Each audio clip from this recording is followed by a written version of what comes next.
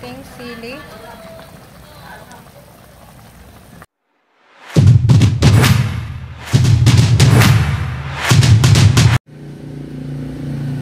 Hello mga kachiris! Welcome back sa aking mini cooking vlog, and for today's video medyo nakaka-LL tayo ngayon, kaya naman magluluto tayo ng pork.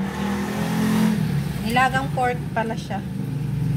Mainit na yung ating pan. Hindi nga palang maglalagay ng mantika. Unahin ko muna yung taba-taba para magmantika. Ayan. Maghanap pa ako ng taba-taba.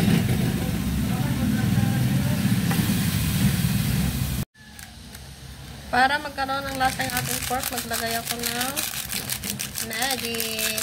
Hindi ito sponsor. Paminta powder. Ay, naparami yung sa kabila. Kailangan yan. Maglagay din ako ng asin. Wala nang sabaw at maglalagay na ako ng ating sibuyas, luya, and tanglad. Yung tanglad ko nga pala, dinanggalan ko ng dahon kasi minsan, syempre hindi natin maano kung malinis ba yun sa loob. Kaya ako tinatanggalan ko. Yung iba kasi, hindi na tinatanggalan. Hinuhugasan na lang. Pero hindi natin alam yung mga sumisiksik ba dun sa ano. Yan.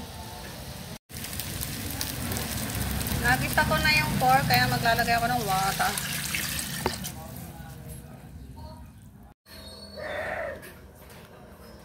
Malambot na yung ating pork mga kacharis, kaya ilagay na muna natin yung pechay.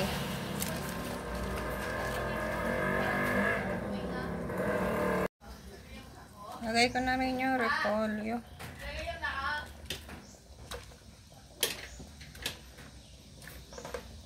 Maraming repolyo mga kacharis kasi yan minsan yung aking kinakain ng, tapos konting rice. Wala tayong rice na ano ngayon, red, kaya dinamihan ko ng gulay para yan yung aking kakainin.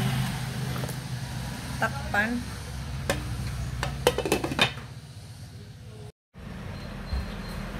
Open na natin mga kacharis.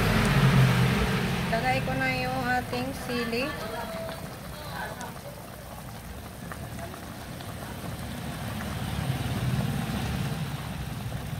Hindi ko na siya iniwa kasi may siling green na ano eh, na maanghang, tapos meron ding wala.